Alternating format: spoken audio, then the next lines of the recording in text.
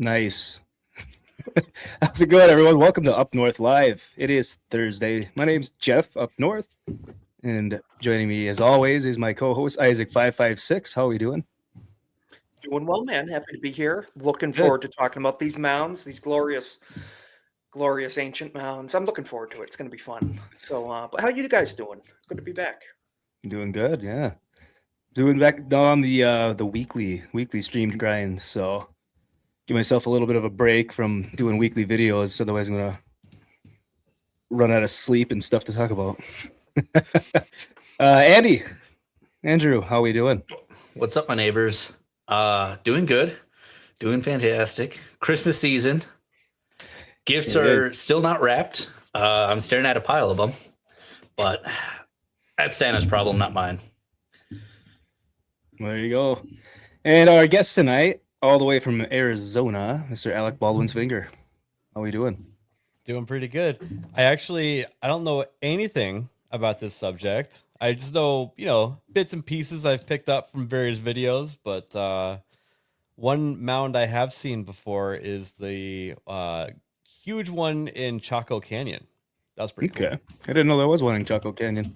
Yeah, ancient burial ground. Because, when they don't know what a mound is, it's just burial stuff, right? For the most part, yeah. Or ceremonial complexes and stuff like that. So, well, neat. I didn't know there was anything there. I haven't really looked a whole lot into Chaco Canyon. I know that I really should. When I asked you about it, you said it was cold. So yeah, I was sleeping in a tent and it was 8 degrees. Wow, it's a little brisk for a tent. Yeah. Mm-hmm. No, that's a little too cold to be out there in the tent. Let's see in the chat here. We got Dr. Drees. How we doing, Drees? Good to see you, man. What's up, dude? Drees was with us in Egypt. Their friend over there, over across the drink. We got Anthony Shaddix. What's up, everyone? Hey, man, we was just with Anthony was it 2 weeks ago? Mm-hmm. At the Quest for Ancient Civilizations conference. See, you can remember the name, but there's like 3 different names for it. I know. I just forget them all together. Yeah, I try to just find the one that's always on the poster. We got G Bro. Hey, brother. All right. Well, figured we can get right into it. Let's see. So we got a bunch of different just article stories and whatnot going over the different areas, years, locations, types of mound builders and whatnot. But this one kind of is a broad overview of everything right here. So the Native American cultures in the region of the Great Lakes, the Ohio River Valley, and the Mississippi River Valley constructed large characteristic mound earthworks over a period of more than 5,000 years in the United States. 19th century academics theorized that Native Americans were too primitive to be associated with the mounds, instead implying they belonged to a lost culture that disappeared before the arrival of Columbus in 1492. And that's something that I have a bunch of books and stuff that I read that are, a lot of them talk about the mound builders and stuff. And they're like, oh, there's no way in hell that the Indians that we came across here built them, because they're not building them now. They're just kind of moving around and whatnot, living in teepees. So I do believe a lot of people I was seeing comment on it were referring to, giants like we've talked about in the past, whether it be Nephilim or, larger human beings. I certainly think that's an interesting, concept. Certainly. You never know, pretty much. I don't know what to think about that. I know that there are claims that they found ancient or giant skeletons in mounds. I think it was Thomas Jefferson had ordered that a bunch of the mounds be excavated and dug through to see what was in them. They found a bunch of giant skulls, just your skeletons in general. Just larger in size than they should be? Mm-hmm. Some 7.5, 8 feet tall. Damn. Yeah. Big. Reminds me they found out they were in Somalia after reminds me of the crazy native in Bone Tomahawk. Yes. That's a wild movie. That's a really underrated movie. Yeah, I like it. Yeah, I've never seen it. I've heard I need to see it. Yes, No. absolutely recommend it. All right. Stupid head has big heads in Wisconsin, it sounds like. So, Gabriel says, live in Ohio, home of the Mound Builders. Yep. Some of the greatest mounds are located in Ohio. Right. That's definitely going to be my probably early summer weekend trip is down there to see a bunch of the big mounds. Because I've only seen the small ones up here in like Wisconsin and whatnot. So I definitely want to check that out. But we'll get back into it here. One of the earliest theories suggested the mound builders were Norse in origin, who settled the Americas and migrated south to become the Toltecs in Tula, Mexico. Later theories have connected them with the descendants of the Israelites, the ancient Egyptians, Welsh, Irish, Polynesians, Greeks, Chinese, Phoenicians, and even crossing the realm of pseudoscience by implying the association with the lost continent of Atlantis. Yeah, now we're going to get the Atlantis notes below the video. Well, we know that's in the Pegasus galaxy, actually, Atlantis. So it's not even in our galaxy.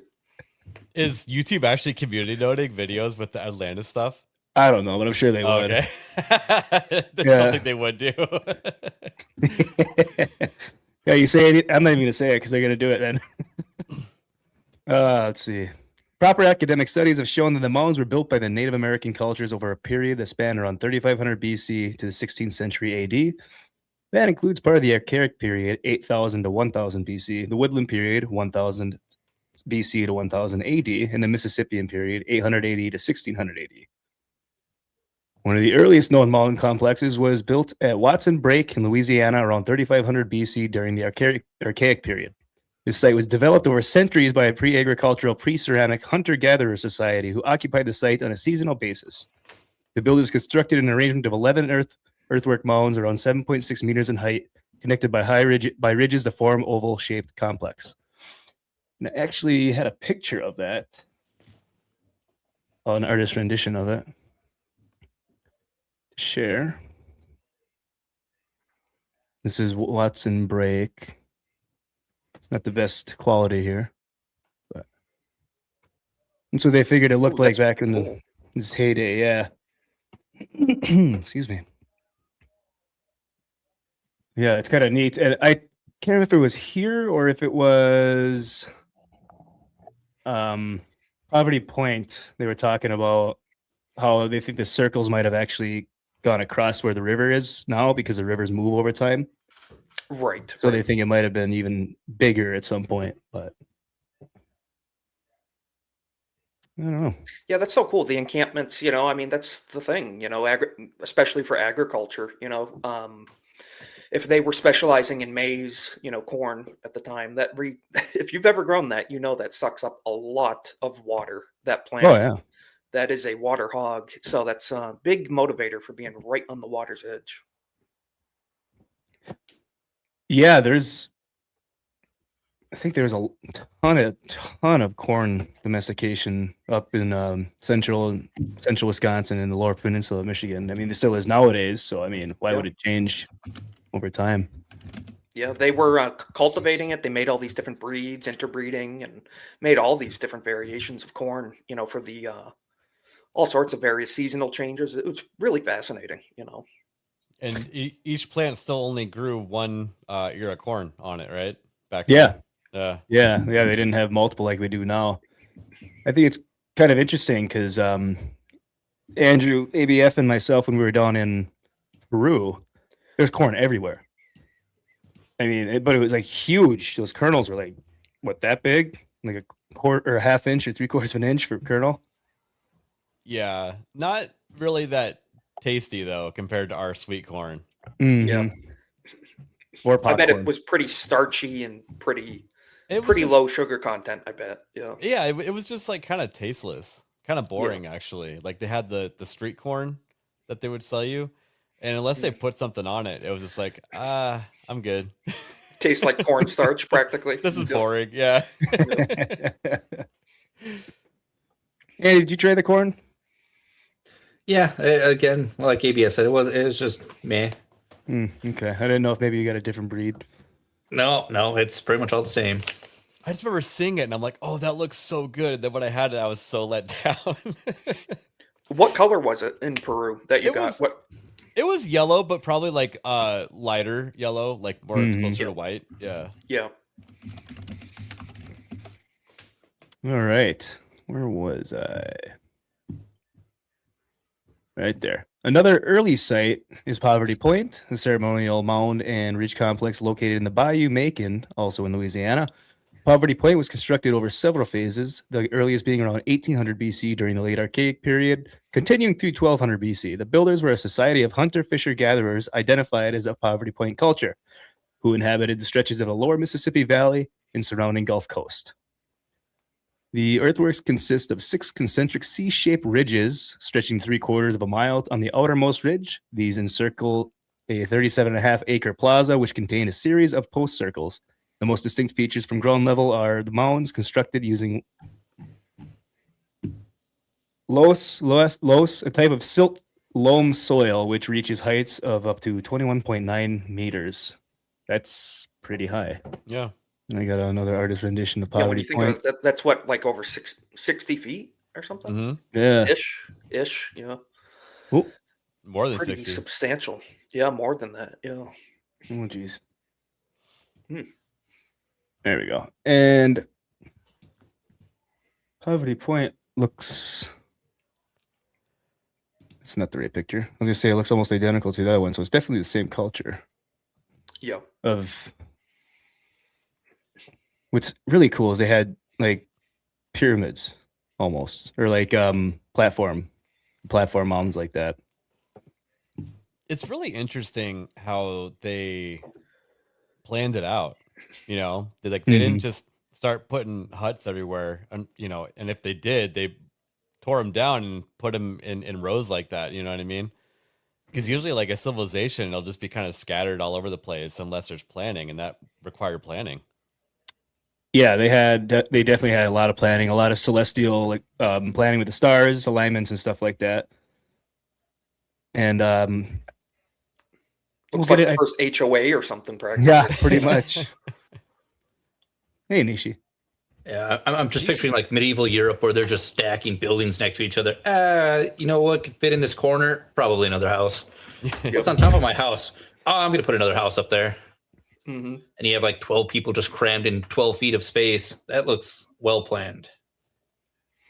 Yeah, it's and it definitely. We definitely don't give any of the ancient people anywhere on Earth enough credit for the stuff that they did, especially here in America. No. In Belgium, you have some mounts from Roman times. Yeah. I always forget how far the Roman Empire actually extended. More than half the face of the earth. Yeah. Yeah. All right. Get back to that. I think it's almost That's one done. issue we encountered here in New England. A lot of the cities were oriented for horse and carriage, so the roadways were much more narrow and cobblestone. And then the automobile came around, and he had to rearrange a lot of neighborhoods and a lot of city centers for all the sharp turns and all that stuff for cars. So just neat the way infrastructure changes. Mm-hmm. Well, even in Egypt, they were saying how they're putting the freeways through the new highway, and they would literally take half of the building off and just leave the building there, but they just cut like the entire building off and just build the highway right past it. That's pretty cool. Eminent domain, but kind of, Exactly. Yeah. Like, we got stuff to do. Sorry about your house. Mm-hmm. Yeah, our tour guide, I'm at it. He pointed out, he says, see the buildings with no windows? That's because half that building's gone, so this road can come through. Like, wow. So that's the interior wall that's left. You can see like where the stairs used to be and everything. I still think it was funny how every single building had rebar sticking up out of it, because when you put the final floor on the building, you have to pay taxes because the building is complete. But if the building is just forever incomplete, you don't have to pay taxes. It's kind of like how China is like a developing nation still, technically, or a lot of these countries, and they get all these benefits. It's like, well, hey, we're still working on it. You can pay the rebar. Yeah. No, there's even people in the town we live in here where they'll think that because they leave one side of the house unsided or unfinished, they won't have to pay taxes on it or something. It's like, okay, it's like pay the taxes or just make your house look like shit, Yep. Yeah. You're gonna pay the price one way or another. Yeah. Yeah, I was going to talk about that at some point, Gabriel. Yeah, the Octagon, Newark, Ohio. Yeah, we'll bring that up. Bring that up for sure. All right, almost done with this one. Then we can get to different types. See, by the Woodland period, mound building cultures existed throughout eastern United States, stretching as far south as Crystal River in western Florida. One such culture is the Adena culture in Ohio, who mainly built mortuary mounds for burial rituals in which the earth was piled immediately atop a burned mortuary building to form the monument. Also in Ohio during the Woodland period is the Hopewell culture, a widely dispersed set of populations connected by common network of trade routes. People of this culture built complex geometric mounds used for burials and earthworks, which form the shape of animals, birds, and writhing serpents. The Hopewell created some of the finest craft work in the artwork of the Americas. Most of their works had some religious significance, and their burials were filled with necklaces, ornate carvings made from bone or wood, decorated ceremonial pottery, earplugs, and pendants. So yeah, that's which one was that? Cahokia. That's at Cahokia. I think is that Monk's Mound? I get them mixed up. There's so many of them. They're And big. that's one thing that shocked me too. You're so right, Jeff. There's so many of these everywhere. So many of these. Oh, and there's only a small percentage of what used to be here. Exactly. Yep. But it's not far and few. It's not like there's 13 or something. It's like there's a lot, you know. So that mound right there, just like think back in the day, right? Everyone's out to kill each other for your stuff, pretty much. So you're going to go up on top of a hill and you're going to start leveling it out just so you have, you know, place to be, place to see, stuff like that. That's how the Indians were in like the Grand Canyon and stuff like that. They would build just like, you know, you take one wrong step and you like die falling down the canyon type of thing. They're just I bet. trying to stay hidden and stay really high up so they can see stuff coming. So, I mean, it kind of makes sense that you would want to, you know, live up there so you can see. Yeah. The high ground is a tactical advantage for sure. Yeah. And everywhere you look, every single mound, they always say it's for ceremonial purposes. That's nothing else, just because it might be, well, that's everything. Anytime they find a building in the desert, oh, it was a religious site for their god. It's like, okay, how come every single building on Earth that's older than 1,000 years old is a religious site? I don't believe Why that. can't What it if just be a for a bowling practical alley? purpose? They needed buildings just like we do, you know, place to live, place to store stuff. Well, I mean, you know, just to kind of steelman it a little bit, is it possible that they don't know if it's for religious purposes or not, so they're afraid to disturb it to try to find out by excavating? Maybe. I don't know. I also kind of think it might be just lack of resources. Like if they dig into it and they don't find anything, and they spent how many days and equipment, man hours to dig and be like, it's a hill. Probably like months, actually. Yeah. You know, trying to be careful with it. Yep. And to be fair, if it's a burial ground, then it's automatically, I would assume, considered like a religious thing. Because I mean, a lot of cultures, you know, even us, we respect the dead, and so that could maybe fall into that too. Yeah, for the most part, you know. Yeah, so like Gabriel here says, most mounds were ceremonial in Ohio, not forced for defense mounds. The Great Circle has a moat inside the circle. And I was listening to a video the other day about that, and they're saying that they know it's not defensive because if you want to have it defensive, you'd have a moat on the outside, which makes sense. But yeah, I don't know. That kind of sounds like it might be agriculture then, like they're planting. Yeah, like the enclosures, obviously, you would think, I don't know. In my mind, automatically, you think of an enclosure around something, you think of it as a wall, something you want to keep people out, animals out, things in, water keep in. rainwater in. Or keep animals in too. Or keep animals in too, yeah. I thought I had. Yeah, we'll get to it eventually. Okay, before we continue on, I just saw we had Jessica Lindstrom hop in there. Hey Jess, when did you get a wrench here? The first and only time you hopped into the chat for one of these videos. I said, hey, I need a mod. You're like, well, I may as well do another mod. I only mod for 9 other people, and I give you a wrench. You don't have to, though. That's fine. How many wrenches do you have now, Jess? Like 20 something? And she's all over the place. You got Eli McGinnis. Hey, fellas. Hey, brother. How's it going? Good to see ya.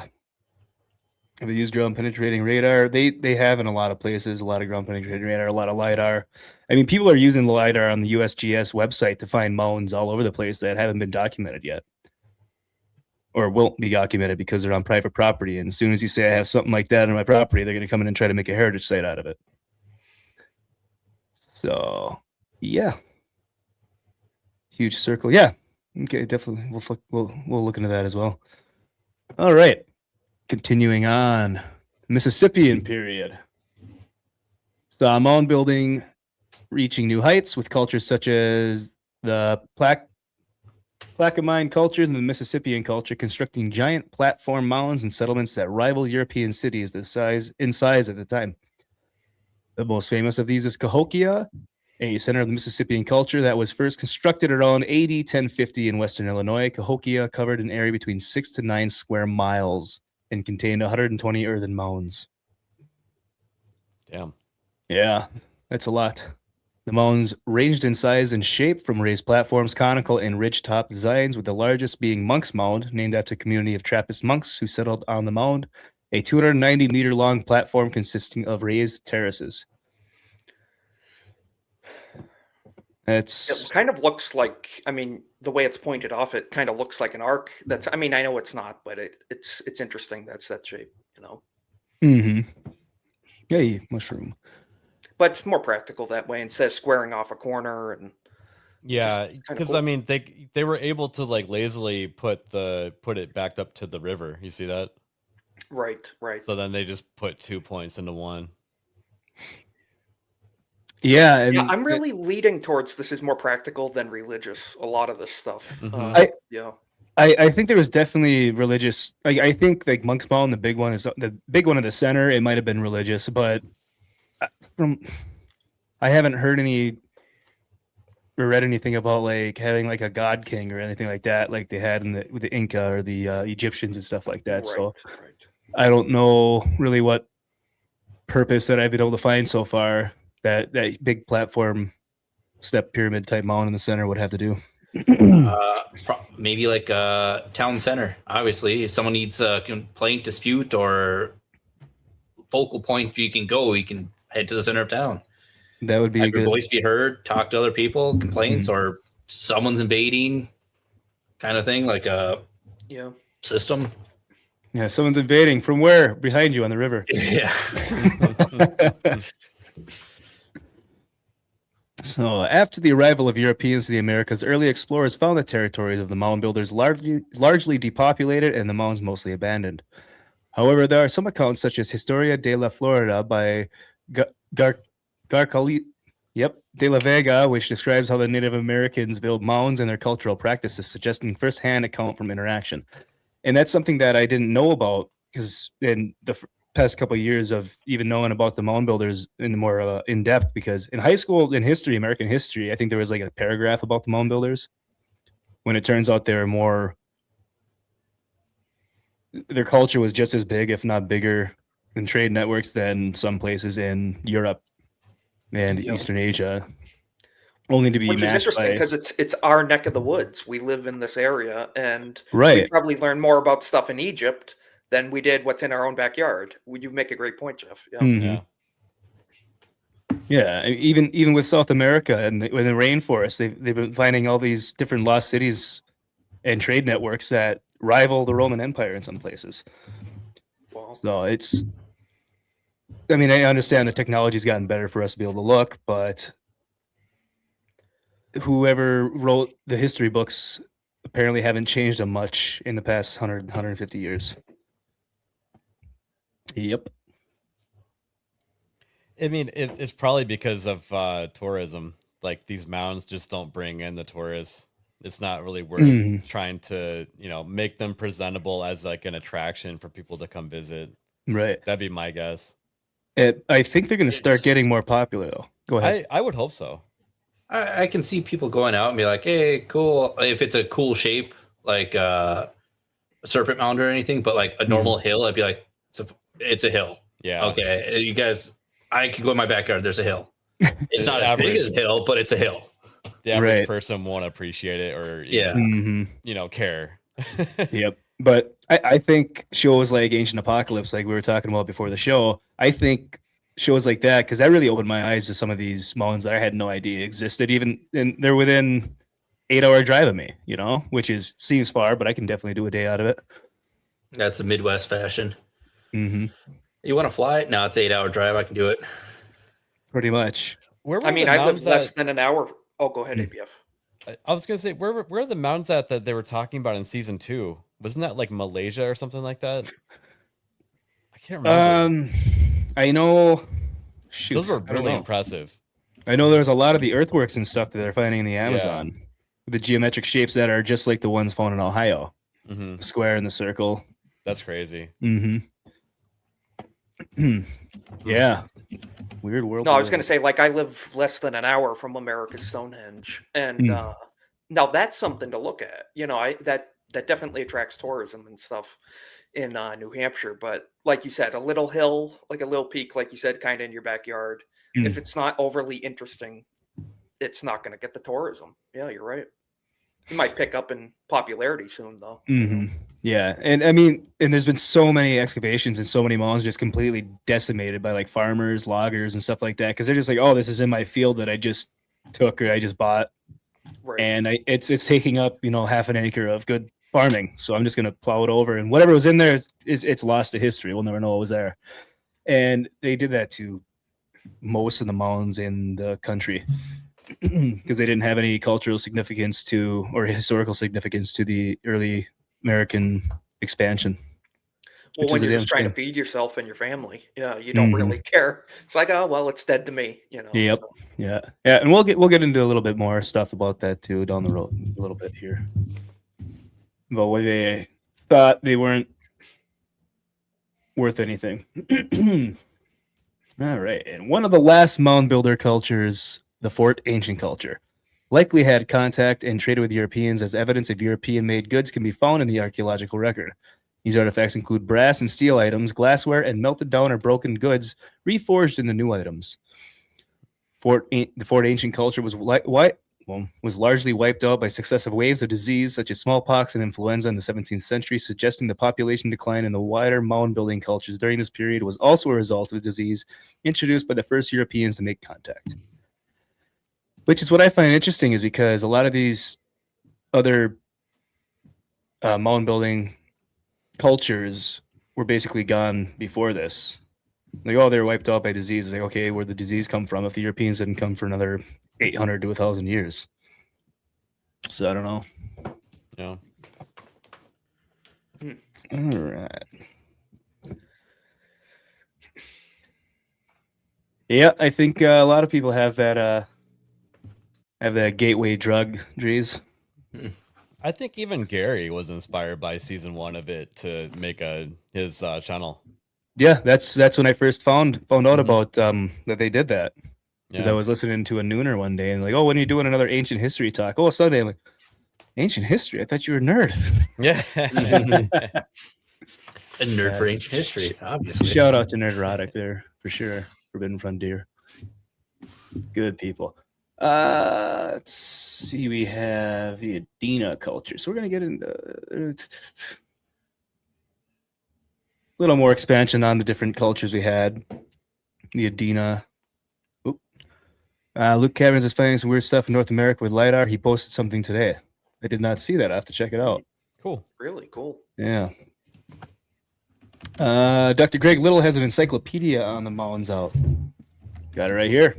Nice. Thick boy. He's actually got a 3rd edition he's working on right now that'll be out soon. And Gregory Little will be on Wandering Wolf's show next Tuesday. So that'll be one to watch. And I didn't plan that because, I didn't plan that for this show either. I was like, let's talk about the Mound Builders. And then Michael Collins is talking about having Gregory Little on his show talking about the Mound Builders. I'm like, fitting. All right. Good gateway drug. Yeah. All right. Let's see. Where was I? So the Adena, the early woodland period, the Adena culture. Oh, you can't see that, can you? All right. Which began on the Ohio River around 1000 BC, witnessed the introduction of several substantial lifestyle changes for some of its inhabitants, including an increasingly sedentary lifestyle due to the cultivation of plants, more elaborate burial sites, which included the construction of conical burial mounds or elaborate earthworks, the introduction of pottery, and an enlarged trading network.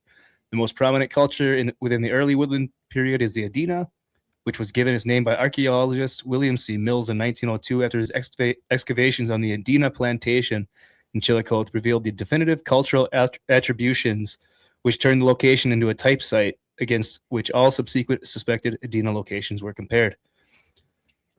Ooh, that was a mouthful. Yeah, right. Yeah. It reminds me of that one we did on the asteroids and meteors, that show. Yeah, Chris that had was the a one fun wolf stream. on there. It Yeah. was. Let's see here. The Adena helped to initiate what is now known as the Eastern Agricultural Complex, a domestic farming revolution which allowed them to cultivate plants such as squash, sunflower, and pumpkins. Despite their growing interest in agriculture, they maintain a hunter-gatherer lifestyle, building temporary settlements which they return to during the year. Perhaps the Adena's culture's best known activity is the creation of conical burial mounds. This represents a major change from comparatively subtle burial habits of the Archaic period when the dead were typically buried in outside campsites with largely utilitarian grave goods. The Adena people built conical mounds and small circular earthen enclosures, which were typically built in prominent locations in early and middle Adena cultures, often at the edges of river valleys, and served as public monuments. The late Adena culture tended to cluster mounds together, such as in Wolf Plains group. These cultures, particularly the largest examples, were built up over many years as burials were stacked upon those of the initial inhabitants. In many cases, the mounds could reach over 30 feet tall. Burial mounds were viewed as sacred and interpreted as communal sites where ceremonies, whether joyous or contemplative, were held. So yeah, it's the Adena. I don't know if I had any Adena. No pictures up. The mounds are mostly just dirt, right? Yeah. Okay. Yeah. Yep. And then a lot of places along like the along the ocean, the eastern seaboard, any mounds like down in Florida, Georgia, and all that stuff. There are a lot of them made out of seashells, shells and sand and stuff like that. Yeah. Yeah. The mound in Chaco Canyon, it was mostly dirt, but you could see there was like a lot of smashed up pottery mixed in with it too. Okay. So yeah, I think they just kind of threw in whatever they had readily available. But still, even if it's just dirt, I can't imagine how long they would have taken just taking like little wooden buckets or handfuls or shovelfuls. yeah. What else are they gonna do? Yeah, that's true. Well, They're gonna have really bad tools, but yeah, they're also really Yeah. bored. And seashells and stars. stuff are very plentiful. I mean, you use them for fertilizer and gardening and agriculture all the time because the calcium and stuff. Really? Yeah, seashells are very plentiful. Seashell fertilizer, lobster shell fertilizer, all that. So it makes sense if you're living in a coastal environment, you're going to use whatever materials you have. Especially something that's like a kind of a trash material. You're done with it. You're going to dispose of it, so may as well get use out of it. So Mhm. Pretty neat. yeah. All right. Let's see. Was it Newark? Which one was he talking about in the chat? Oh boy, I didn't see some of your comments. Let's see. Newark. Okay, just so I had it. Had it for down the road here. All right. Every time I hear Newark, I'm thinking, what's in New Jersey? I don't. Yeah. And then it's like, oh yes, Ohio. Yes. No, different place. Randall Carlson's Cosmography, episode 106, 108, agree in the subject. Yes, those are the first deep dive that I did in the burial grounds. Was watching those. It's probably some sort of national project, It was a national project, Joe. The Woodland period, which lasted roughly 100 BC to 400 AD, is perhaps best known in the Ohio River Valley as the era during which the Hopewell culture flourished. This is for the Hopewell now. The basic traits which define the Hopewell culture are more elaborate burial practices, larger and more complex earthworks, which tend to grow horizontally rather than vertically over time. A greater variety of exotic material obtained through national trade networks, and a more complex artistic style than the Adena period. Although the term Hopewell is used to describe many contemporary peoples throughout all of eastern North America during the Middle Woodland and Ohio, Hopewell are regarded by most archaeologists to be the most extraordinary of all these areas' peoples. The Hopewell culture was named after Warren K. Moorhead's excavations on a farm owned by Mordecai Cloud Hopewell in Chillicothe to provide exhibits for Chicago's World Columbian Exposition in 1893. So yeah, the Hopewell started doing like the geometric earthworks and whatnot. The two types of earthworks were particular Hopewellian favorites: geometric earthworks, often extremely large, and hilltop enclosures, which usually follow the contours of the landscape and were consequently often irregular in shape. Proportionally, geometric earthworks survive in greater numbers and seem, on the whole, to have been constructed more than hilltop enclosures. Hilltop enclosures. So yeah, I got a picture pulled up over here. If I can find it. Where'd it go? Let's see how the earthworks. I can't. I just lost it. Great Zahi reference. Yeah. That's pretty cool information from Gabriel in the chat. I didn't know that. That's Chillicothe was a Hopewell Mound City State Park with several mounds still standing. Huh. I didn't know that either. pretty cool. Yeah, there's a few places, like even in the center of some towns, where they keep the some of the mounds. I think in Louisiana, was it on LSU? One of the colleges down there. There's two mounds in their courtyard, and one of them is, I think it's like the first known oldest mound that was built. Yeah, that's pretty cool. Yeah. All right, where is the picture? There we go. So yeah, this one is in Newark. I think this is the one on the golf course he was talking about. Up here you have like on the top left you have the circle with the square, the geometric. It's interesting stuff. The octagon is aligned with the lunar cycle, and every 18.6 years the moon rises directly to the passageway, linking the observatory circle and the octagon. So yeah, I mean, they definitely looked at the sky a lot. Yeah. Pretty cool stuff. I don't know. I'd like to go down there. I'll have to check that one out too. Let's see. Hit the wrong button. Columbus had a huge mound still standing, the Stroud Mound. Gabriel knows his stuff. Yeah. Pretty cool. For sure. All right. Let's see where the next topic or part brings us. I thought I had, Fort Ancient. Nope, don't have what I guessed. Okay. Someone's phone going off. So the late prehistoric period, the Fort Ancient culture, and these are some of the last ones before American or European colonization spread across the states. The late prehistoric period from 1000 to 1650 AD was the last period before the arrival of the Europeans into Ohio during the 18th century. Fort Ancient culture was the last of the three Native American mound building cultures in the Ohio River Valley. The culture was named so because of their type site. A village was built near the Hopewell era Fort Ancient site in Oregania, Ohio. The Fort Ancient people are generally thought to be descendants of late woodland predecessors, though some archaeologists suggest they may be related to southeastern American Mississippian culture, with whom they frequently traded and shared symbolism. The Fort Ancient culture is notable for their effigy mounds, cultivation of corn, and their use of modern farming techniques. Their larger village is increasingly sedentary lifestyle and continued, if severely reduced, interaction with cultures across America. Strictly speaking, the Fort Ancient culture was not a mound building culture in the same tradition as the Adena and the Hopewell cultures before them. Mound building was a common cultural tradition that had died out before the still poorly known late woodland period. However, when needed, Fort Ancient builders tended to build small, flat-topped mounds and animal-shaped effigy mounds. Occasionally, the prior mounds from the Adena and Hopewell cultures were repurposed for ceremonies or burial places, although many burials were located at the center or outskirts of a village with flat graves, such as those at Sunwatch Village, a reconstructed Fort Ancient village in Dayton, Ohio. Grave goods included ornaments, tools, and pipes.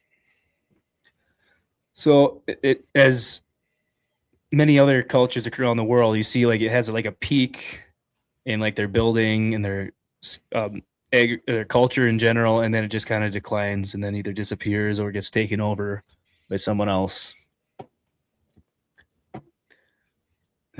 That doesn't ring a bell whatsoever.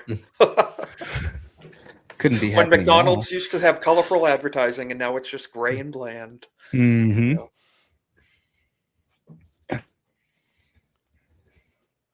If you're interested, you should check out the film The Dig. Is that about digging a hole?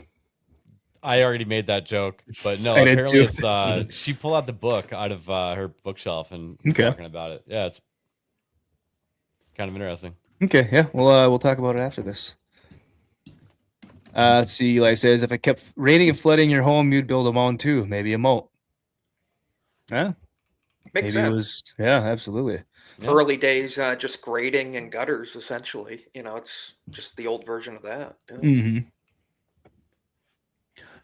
I have, let's see, some LiDAR images of different mounds that I found in Wisconsin. If I can find the right Wisconsin. one. Yeah. And some effigy mounds. Oh, super zoom. So this one is in Baraboo, Wisconsin, by the Wisconsin Dells. It's a highway right here. You can see like these animals, like deer, cows, or something like that. Whatever they are. That's cool. Yeah, this is a big just a straight line. Don't know if it lines up celestially. Totally natural. Yeah, Yeah. but there's a bunch of them. I mean, this one down here, I don't know what that's supposed to be. Like a pipe, maybe some long pipe, Maybe. Gandalf pipe. I don't know. But this one right here, it's on top of a hill overlooking everything else. And down here, you got the river. But there was so much overgrowth and stuff. I had no idea the rest of these were down here when I visited last year. And if I didn't have the LiDAR, I'd have no idea. So that's pretty neat. Yeah, then we find out this is just old world advertising for the butcher or something. No, this is where the animals are processed, you know. Let's put our Right. name on it. Yeah. As Whistler Mounds. Catfish effigy mound doesn't exist anymore. It was basically decimated. This one was pretty cool. Yeah. So I couldn't find the regular main entrance to this place, so I just drove in on the road back here and walked along the river. I got to like right here. I was like, oh, that's it. Well, no, there's this whole like 70 or 80 of or something like that over here. So definitely going to go back there. It's really, really cool. This is one of the sites they actually had people keeping up with like cutting the grass on the trail and stuff like that. Is there any way that do we know do these line up with anything? Like we said, celestially or I'm not sure. I was Yeah, reading up what on would- it and sorry, go ahead. What would be the purpose of these smaller, mounds like that? I think just burials. Okay. Yeah, I mean, maybe there was some sort of significance in why they're in a perfectly straight line. They go across this little river here, this creek, and then Yeah. curves, You can see these are in a line. They're all in like some sort of line formation for some reason. I don't know, maybe it's what if they were lineages. some lineage, but also Mhm. status, maybe the pauper's grave versus the maybe it was a status thing too. Who Mhm. knows? Maybe. Yeah, I don't know, because I assume the bigger ones mean something. And these on the Yeah. right side of the river here, they're like long, just long and narrow. There were 2 or 3 of those. Yeah, it's just some weird stuff. Really cool. Let's see. Where is that I had when we're gonna talk about what they believed? Here we go. Let's see. Is it that the vast majority of the mounds were bulldozed in the last 150 years? Yes, Rue. Hey, good to see you. I Most of the would've guessed mounds, most of them have been completely decimated, either excavated and looted, or just completely flattened and tossed aside for development of cities, highways, agriculture. You name that. it. imagine you're a farmer, they go out of their way to get rid of a stump and a rock. If there's a mound involved, they're going to get rid of that too. Yep. Yeah, nowadays, if there's anything that isn't like a cultural site or mentioned by like World Heritage Sites or something like that, and it's on your property and you find it, you can do what you want with it, say nothing, preserve it yourself, or if you say, hey, there's some Indian mounds on my farm here, well, you just gave up your farm. Yeah, pretty much. So it's kind of like a double-edged sword on preservation of anything that's still existing. It's equal because with the NAGPRA laws, immediately everything that's considered Native American is given back to the Native American tribes in the area, even if it wasn't even their people that did it. So it's kind of like if you find something Native American, you didn't find anything Native American, essentially. Exactly. Yeah. Keep your own collection, start your own museum. I didn't even do that. Private museum. I just watched the Y-Files about the labyrinth under pyramids and Zahi blocking any research into the site near the Black Pyramid. Yes, I did watch that. That was very good. The Y-Files is a fantastic channel. Go check them out. I'll have to check that out. It's a good one. I didn't realize how much Zahi Hawass actually like either stole other people's findings or just blocked them out from even being able to access that area again after they made an announcement of something. Oh, yeah. All right. So, the myth and history and death of a legend, the Mound Builder. And this one that's a restored Mississippi and Palisaded mound group at the Aztalan State Park in Wisconsin. So what's interesting about Aztalan, this town is Aztalan in Wisconsin, and they called it that because of all the mounds, and they figured that the mound builders who built the mounds were actually the Aztecs in the Mexico and the Maya. So that's what they figured did it. They're like, then they went down to Mexico to find warmer weather because it snows up here and gets cold. Yep. Yeah, for more than half the year, you can get hypothermia at night or in the day, or makes sense. If we didn't have modern heating methods and stuff, I might be like, yeah, you know what, I'm going to move down south. This is a bit much. Yeah. Oh yeah, just like the ancient copper mining up here. There's no evidence of long-term inhabitants. Makes sense. No structures, no buildings, nothing. Yeah. So they just migrated for work, just went up, harvested, then got the heck out. They're like Canadian geese, kind of, go down south for the winter. Yeah. Yeah. They're Mexican roofers. Yeah, pretty much. Yeah. All right. Let's see where we at. Okay.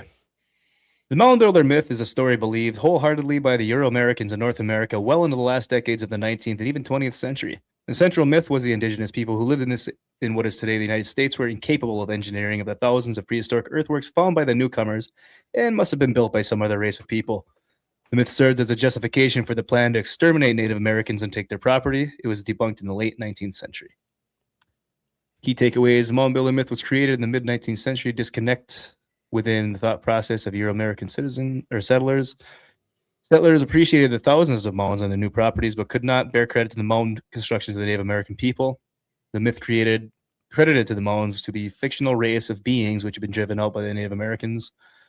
It was disproven in the 1880s, and many thousands of earthen mounds were purposely destroyed after the myth was dispelled. So I thought that was pretty interesting. Because once they found out, it's not some ancient lost civilization that did this, well, there's no point in keeping it. I still think it's more little deeper and more unexplained than just saying, it was the Native Americans here. There was definitely something else going on. I'm not saying it wasn't their ancestors, but I'm saying that there's more to it. Has to be. There has to be more reasoning behind it other than they were just bored. They were just, doing it to do it. There had to be a deeper reason, I believe, anyway. Yeah. In Belgium, you have to report it, pay for all the costs of the archaeological work. Oh, geez. Yeah. No. Better off just not saying anything. Yeah. So if it was customary for the mounds to have buildings on them, that would have made a big civilization?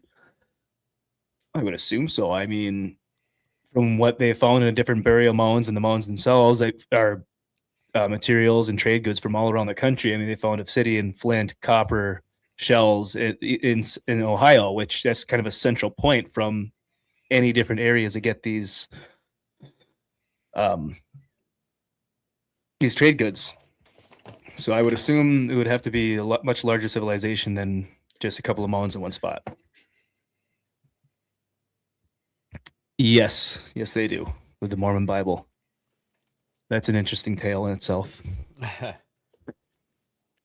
But I mean, if you like science fiction, if most of the mounds are, burial sites or treated as such, right? Mm-hmm. That would suggest that the peoples there, there was a good number of them.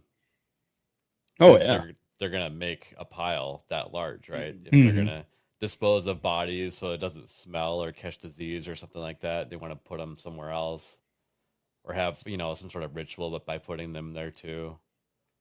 Yeah, there'd be a lot of people involved. Oh, there would have to be. I'm interested in the fact that they just like put dirt on top of them instead of like modern day where we dig them down and bury them. Like they could have done that too, but instead they lay them and put dirt all over them. It's a lot easier though when you think of it. But that much dirt. From what I gather, though, is I think the original stuff that they buried was dug in, but they just kept stacking more and more on top of it.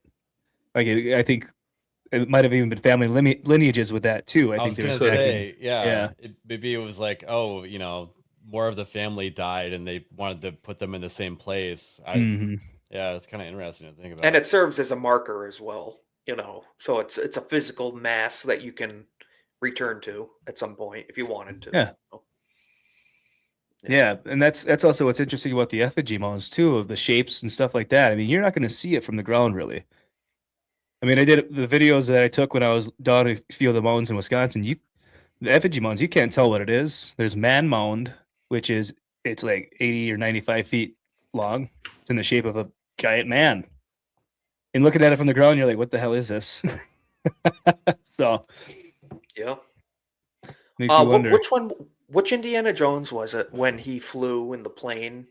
I think was it over Peru? Which country was it? And he was looking at all those big, the big figures. Nazca Lines in Peru. Yeah, was that the fourth one, Kingdom of the Crystal Skull? But I know what you mean. Like you had to go up in a plane to see these shapes, these figures. I don't know what you're talking about. Crystal Skull, that doesn't exist. That movie doesn't exist.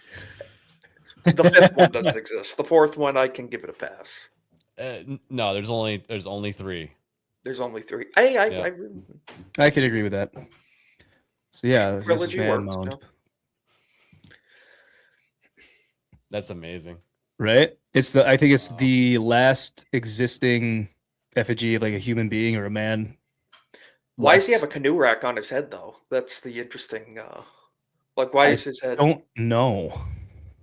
Yeah. Yeah. So what's interesting about that you mentioned that, when we were at the conference and Debunking Dan Richards was doing his presentation about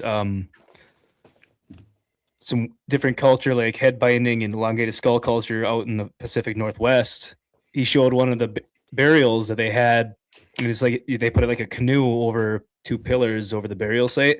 And on the pillar was a picture of a man that looked identical to this.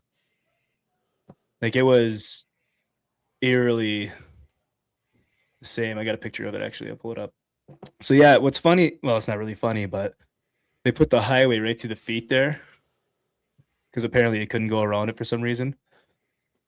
And so someone took the liberty of going across the street and just spray painting the feet on the road. I kind of like that they did that, to be honest. Yeah. Yeah, no, you can. It's right on the road. They painted the lines right on the road, and then someone keeps doing it. They let the grass grow longer on the other side. That's pretty cool. Yeah, I don't know why this is being so funny slow. if they spray painted some roller skates on them instead. Oh boy, that might get you in trouble in some places. Probably. Yeah. No, it does seem like they're trying to treat it with respect. Mm-hmm. You don't get in trouble if you don't get caught. Okay, exactly. That's what it boils down to. In fact, you can see that's like that looks like they were working that as farmland, and they actually sectioned out a chunk of it for those feet. Yeah, they did. Yeah, it's pretty. It's fenced in, like a big fenced in area. Where a water brooder near Titicaca. Let's see. So keep that picture in mind. And this is what Dan had on his. Oh wow, that head. Yeah. Okay, so Interesting. maybe it was like a hat or a headdress type of thing. That's what I'm thinking. It could be like a headdress. It looks like maybe even like almost look like ears or antlers. I might have had Or on maybe horns, like a No, rack say. of horns or something. Yeah. it. No, so I thought that was kind of interesting. The second he pulled that up, I immediately grabbed my phone to grab a picture of it quick because it just caught my eye right away. So I don't know. That's really cool. Yeah. Yeah. That's I should put the two side by side and send it to him on X and say, "Hey, think there might be something here? Or am I just seeing things again?" because I don't think that Was I would just drinking be a little late? a common person. That must have to Yeah. be someone of some status. To Mhm. some Like degree. a shaman or something like that. Could be. Yeah. I don't know. Let's see. I'm not gonna even touch that one because I don't know what you're talking about. There's alligator effigy mound located about 15 miles from the Newark Great Octagon. Really neat, and you can see the shape still. Damn, there's stuff all over the place. Why is it impossible for some of the mounds to have admin buildings on them or forts? Why must they always be ceremonial only? Exactly. We mentioned that. Like, was brought up like maybe it was just a place to do your complaints. Yeah. This town hall. Yeah. It's the bulletin board for the town. The Basically. Yeah. trade town center. That's where you go. True. Trading post. Yeah. Yeah, that would make sense. And the You bigger want the to turn in landmark, your deer probably hides? That's easier the to place find. go. Yeah, I mean, Yeah. if there was some, sort of structure there would at least be some rocks or something, right? They wouldn't be entirely of wood that would have like disintegrated by now, right? Well, they might have had just pelts. They lay on the ground and throw all the goods on top of pelts. Yeah. Depends on how, I guess, they wanted to set it up. Yeah. You're It'd muted. just Jeff. be like a flea market. You put a tarp down on the ground, and like you said, yeah. Thought I clicked it. Yeah, I know. Some places there's post holes in the ground that definitely made like a circular sort of enclosure around areas. Now, I'm assuming that if they built a structure out of wood that would want to stay there, they do the same thing on top of the mountains. But I don't know if they were there, if they ever dug them out, or if they just didn't even dig them up. I don't know. The Adena would burn the dead bodies on top of the mounds, and over generations, that is how they grew in size. That explains a lot, then. Yeah. That's Why pretty take cool. up a bunch So of it's land? like You just do it in one spot. Like Yeah. a funeral pyre. That's kind of cool. Mhm. Wow. The thing in his chest looks like a control module from the Fallout series. Yeah, I just season 2 that started on Amazon. I just watched that today. I gotta watch that. Fallout. Yeah, go check it out. I'm gonna. Mountain Yeah. cities were surrounded by stockades. Oh, there we are. There's a lot going on with the mountains. Okay. A little off track. That's all right. Got a couple more to finish up. We get an hour and a half at the most. So, the earliest expeditions of Europeans in the Americas were by the Spanish, who found living, vigorous, and advanced civilizations. The Inca, the Aztecs, the Maya all had versions of state societies. The Spanish conquistador Hernando de Soto even found the true mound builders when he visited chiefdoms of the Mississippians, running their sophisticated communities from Florida to the Mississippi River between 1539 and 1546. And a good channel to follow that's talking about this stuff is Shaman. And Jason Huffman, he's doing a lot of research down there. He lives in Alabama and all that stuff. We're going to have him on in the beginning of the year, so keep an eye out for that. Very cool. Yeah. But the English who came to North America convinced themselves of the first that the people already inhabiting the land were literally descended from the Canaanites from Israel. As the European colonization moved westward, the newcomers continued to meet native people, from some of whom were already devastated by diseases, and they began to find thousands of examples of massive earthquakes, very tall mounds like Cahokia's Monk's Mound in Illinois, as well as mound groups and mounds in various geometric shapes, spiral mounds, and bird and other animal effigies. And there's Serpent Mound right there. Those Yeah, are that's cool. super. That's my favorite, obviously. You know, that's super cool. And that I seems need to like visit definitely that. I need to ceremonial. visit that. Yeah, it definitely lines up. I think the curl of the tail and the where the head meets the egg, I think is right where the solstice or the equinox, I can't remember which one it is, lines up at sunrise. So they definitely did that for that reason. And if I remember correctly, that's private land, right? Like someone owns that land, and they kind of like gatekeep who can come check it out. I think so. Well, I've seen multiple videos on YouTube of people walking up to it and doing like drone footage and very close. So at the very least, you know, they're permitting certain people to access it. You know, it's not like Right, totally but closed off, but yeah. I think the issue is that the people that they don't agree with, they won't let come to the site to view it anymore. Interesting. Yeah. Like Graham Hancock. Exactly. Yeah. I mean, I can understand if you're protecting it from public vandalism, but you know, if you're gatekeeping it due to difference of opinion to peaceful people that aren't going to disturb anything, then too bad. Yeah. It just sucks to be kind of different opinions and still get along. That's what I'm saying. Yeah. All right. So the earthworks encountered by Europeans were a source of great fascination to the new settlers, but only after they convinced themselves that the mounds had to have been built by a superior race that couldn't have been the Native Americans. Because the new Euro-American settlers could not or did not want to believe the mounds had been built by the Native American peoples, they were displacing it as fast as they could. Some of them, including scholarly community, began to formulate a theory of the lost race of mound builders. The mound builders are said to be a race of superior beings, perhaps one of the lost tribes of Israel, or ancestors of Mexicans who were killed off by later people. Some amateur excavators of the mounds claim that the skeletal remains of them were very tall individuals who certainly could not be Native Americans, or so they thought. Yeah, that lost tribes of Israel makes me think the Nephilim for sure. You know, like very tall stature people that were talked about in Exodus and stuff, and never know. Yeah, there is a lot of. I mean, there's a whole rabbit hole to go down on that theory, that and the Mormon stuff and whatnot, which save that for a later date. Well, this is just a broad overview of what we got here. I mean, there's so many things that I've read that people said, "Oh, it was this, it was that." It's like, damn. Yeah. It was never an official government policy that the engineering feats were made by someone other than the indigenous residents, but the theory did not bolster arguments supporting the manifest destiny of European desires. Many of the earliest settlers of the Midwest were at least initially proud of the earthworks on their properties and did much to preserve them. Good morning, Mike. And ni hao.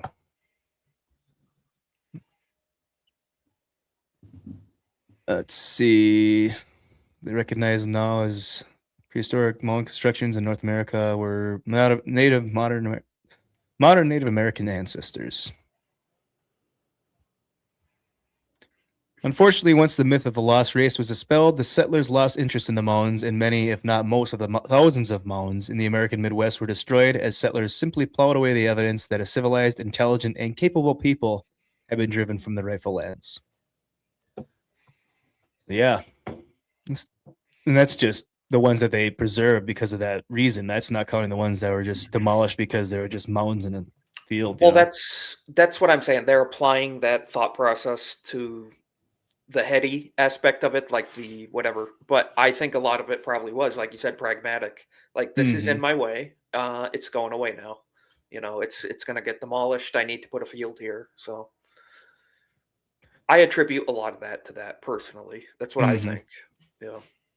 You know, don't attribute what's the saying? Don't attribute malice to where there's just, you know, innocent, you know, whether it be mistake or just something practical. You know, not everything's always done out of malice, you know, especially to a new people, to a new land, you know, trying to establish and feed themselves and stuff, you know. No, I agree with that. Well, they got that Merlin's Mound in Europe, and they like cut into it to put bathrooms just so people could visit. So, I mean, exactly. Yeah. It's useful, but not anymore. Uh-oh. Okay, we almost lost you, Andy. Nice T-shirt, Jeff. Mine's blue. Yeah. GCA. Go subscribe to the GCA. Who are those a-holes? Yeah, I don't know. All right, so I have. Nope. I thought I had another thing. Pull it up here. I was doing research last night, and I accidentally had a bunch of pages swapped out, and I lost them all. So let me just pull it up quick. They sound gay. That's funny, Jess. You're really funny. That's about the same size of cookies that she bakes too. You're not going to win that competition, are you, ABF, in the new year against Irwin? Oh yeah, why don't you talk my about that mind quick? is ready for it. I'm gonna be doing cardio twice a day for 3 months. Damn. Have fun. No, I thought about maybe doing that too. I'm like, you know what? I think I'm gonna take him up on that offer for the challenge. Then I skipped the gym 2 days in a row. I'm like, yeah. So we got a map here of the locations, allegedly. I don't know if you can see that because it's not going in. There we go. That's a little better. Yeah. Man, nothing in my neck of the woods. Darn it. No, you're all lonely over there. Yeah. So looks like a lot of the Hopewell. We got Wisconsin. I always forget what's out of Wisconsin. Illinois. That's why. And we got Hopewell over here in Ohio. That's all the Mound complexes over there. It's funny that they say there's nothing in this area Yeah. when I know for a fact there are. Could just be a broad overview, maybe. Yeah. Just not as many, not as condensed. Too lazy Yeah. to come up here. I know for sure of one large. I mean, I'm calling it a mound. It has to be a mound. It's I'd say 80 feet tall. Maybe if I had to go, it's big. And there's nothing else like it in the area. This is near where I'm from here. There's nothing like it.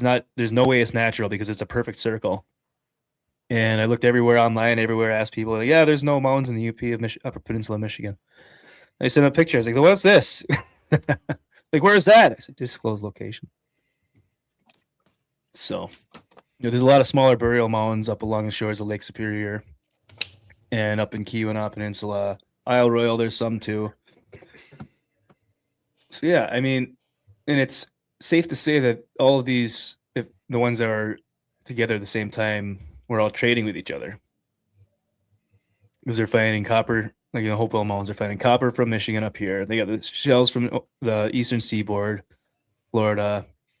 I think they're getting obsidian from out west and up north. All sorts of shit going on back then. We have a very plentiful land, that's for sure. We have a lot of resources, so. You do. Yeah. Well, I think I burned up what we had. I want to show a video that Isaac sent me of some drone footage of Serpent Mound because we were talking about. Yeah, I was quite a very bit impressed earlier. with this guy. He got good footage. Yeah. Yeah. Sure, it's muted. Oh yeah. I mean, Man, I need to buy a drone. I gotta get one. I have a drone. Does it work, Jeff? No, Don't I they sank make, it. don't they make you get a drone license to fly it places though? Certain sizes. Yeah, that's just a little A guy. license. A license? Yeah, you can do small have drones, but if you got TV. bigger ones, you need that like a Yeah. pilot's FAA license and stuff, and then they still have to tell you no fly zones. Mhm. Yeah. They're I bound by wouldn't like be going that GPS. high. I wouldn't be Yeah. going that high up anyway. Yeah. Yeah. And like the drone that I had, it had a limit of I think like 1,500 or 1,200 feet. Yeah. So it would stop before it got into like small craft. I mean, that's like Oh. plenty high enough to see anything, Yeah. Let's see if we get it. Yeah. But look at That's the detail. crazy. I'm very glad that they're maintaining this property so Mhm. well, though. Look how well it's landscaped. Very impressive. Yeah. Ooh. Ooh. So Wouldn't it be that's fun to covered just by buy a big grass. piece of land and Mhm. recreate something like that? You know. That would be funny. Without using like GPS and stuff like that, I don't know if anyone could even recreate it nowadays. It's perfect because I mean they I know. had Yeah.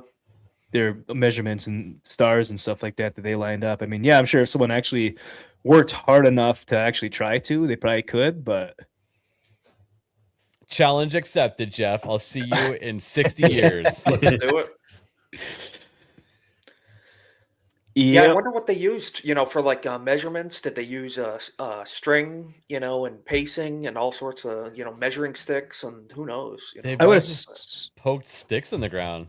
Mm-hmm. Yeah. Yeah, I would assume so, but I think I read somewhere like even the squiggle the curves on the serpent's body represent different celestial beings too. Wow, Or celestial bodies, yeah. that's crazy.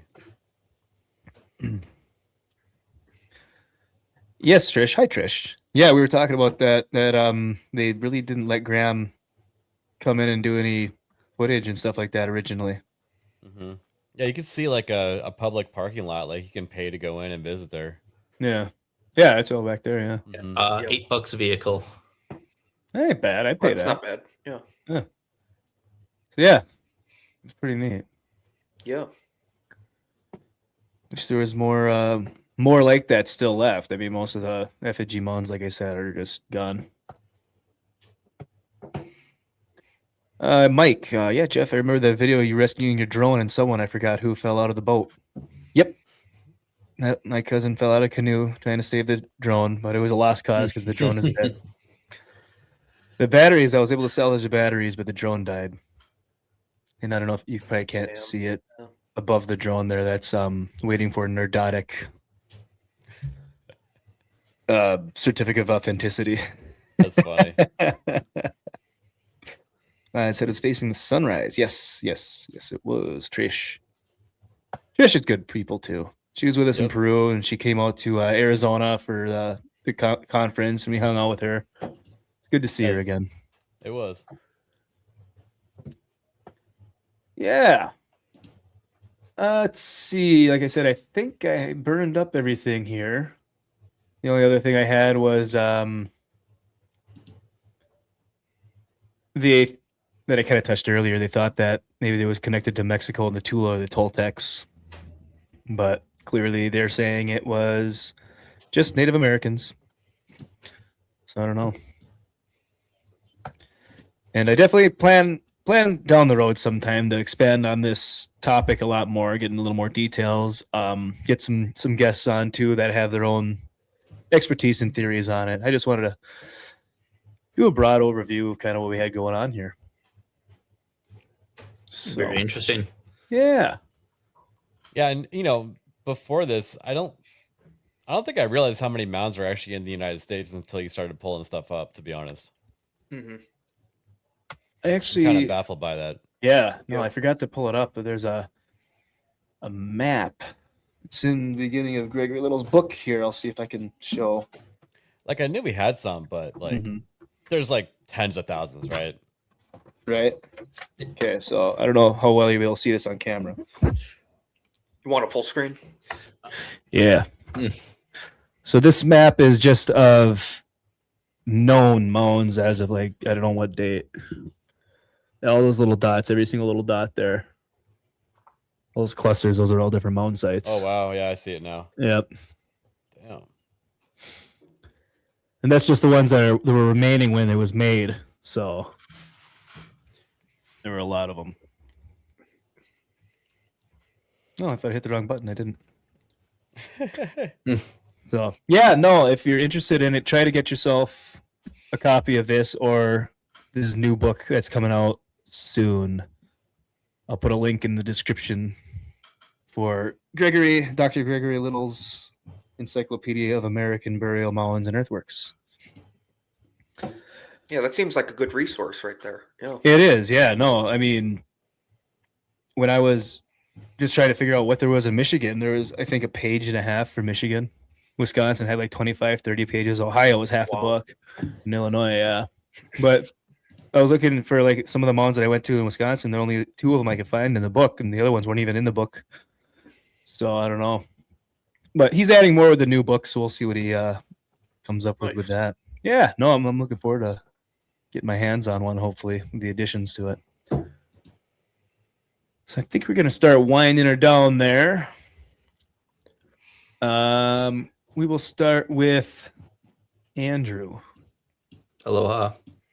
What do you... Thank you for joining again. What do you think on everything? What are your thoughts? Do you have any different theories on if it was someone else other than the Native Americans, the Mormons, the Aztecs, or anyone else? Well, I'm going to say it's probably definitely people. And it looks like it's all down rivers and whatnot. So trade routes, you know, setting up cities, setting up places where they can, maybe borders, different tribes fighting over, or letting other people know, like, hey, we're in this area, don't settle.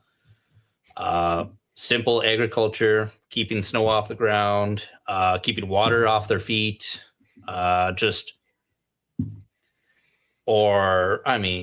following the stars. Some obviously spiritual, like, hey, constellation, we follow this path north, follow it south, east, west, directional. Yeah, it's there's anything. My mind's racing with possibilities. And I'm trying to go with the simplest, because usually it's the simplest answer, but not saying like Bigfoot was running around there just building mounds just for fun, but well, those are the giant skeletons that they found in the mounds. yeah, that was a Bigfoot they killed. What are you, Isaac?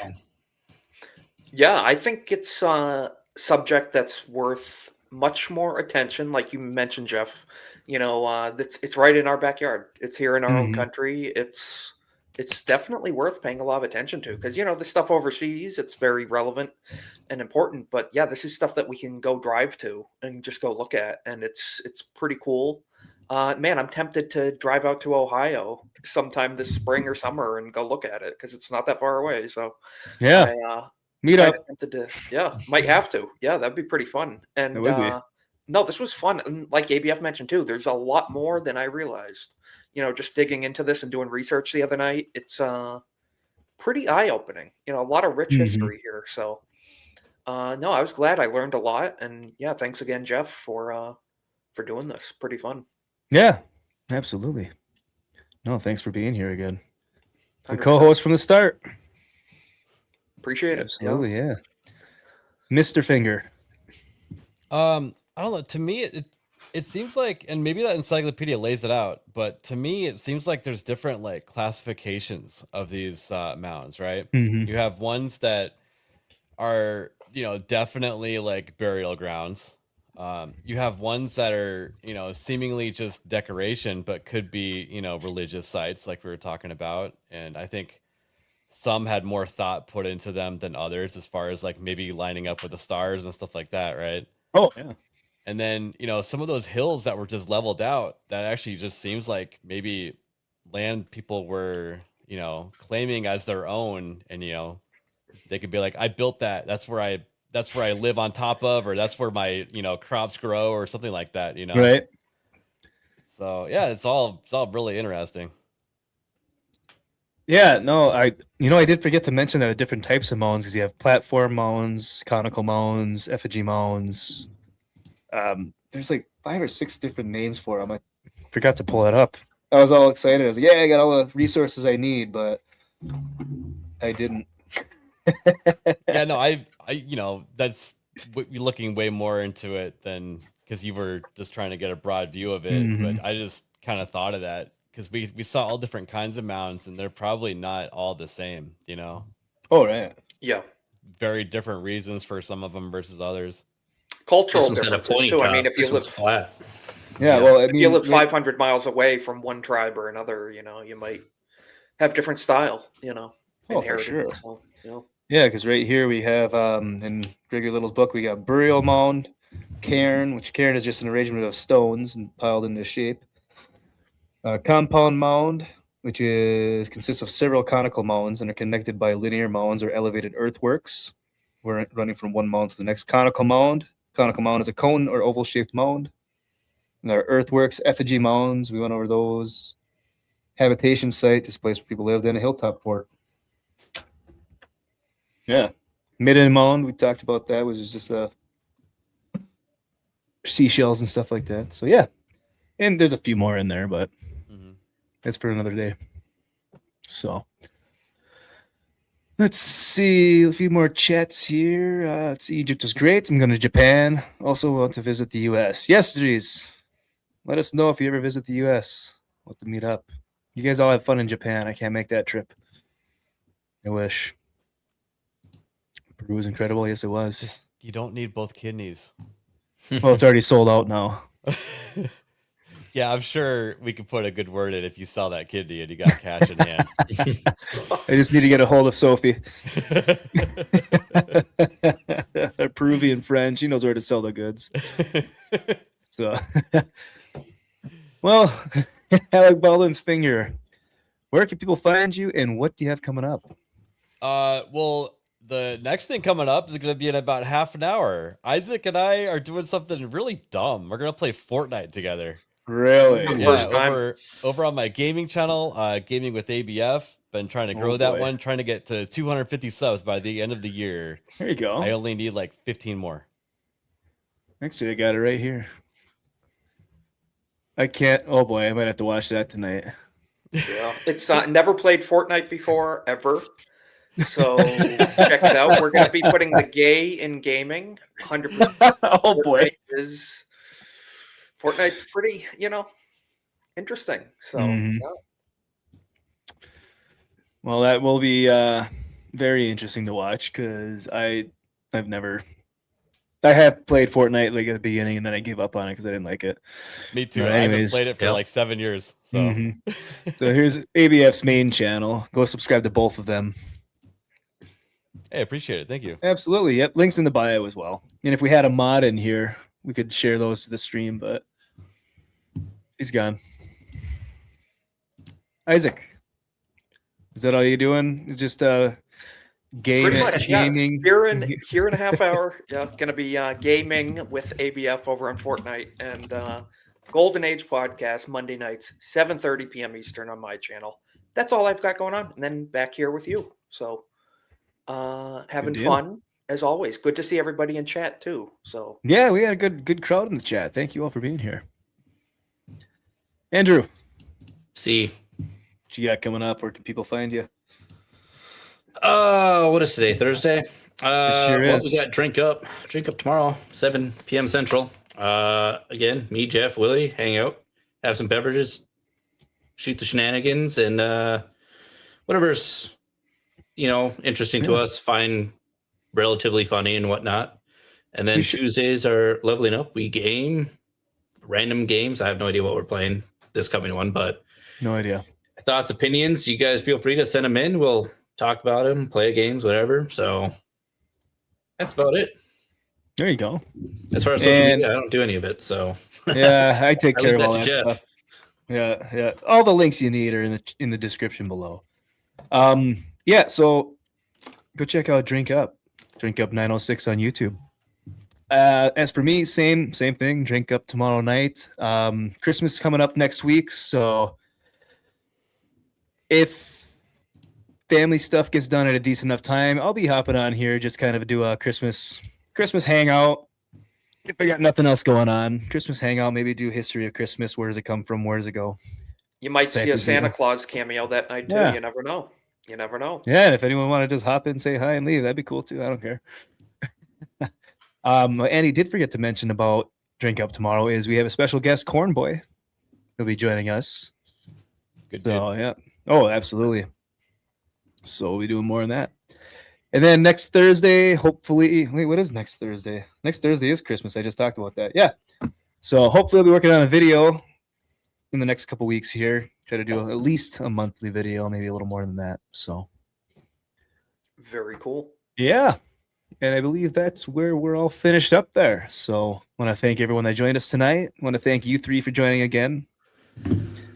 Yes. was fun. Absolutely. Yes, ABF, thank you very much. I know you. I'm glad you came in with the outside, not knowing much going on. view, so that actually worked out pretty good. Hopefully, we might have given you something to kind of mull over. Definitely. Good. Yeah, Idaho Mike. We'll see you Youpers tomorrow. Yes, absolutely. Anthony Shaddix. Thanks, everyone. Hey, thank you. You have a great night.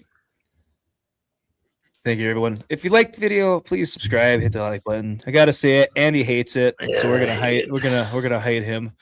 I'm the old school. Yeah. So, no. Anyone that's watching this afterwards, thank you very much. Hope you enjoy. You'll have a very Merry Christmas if I don't see you. We'll see you next time.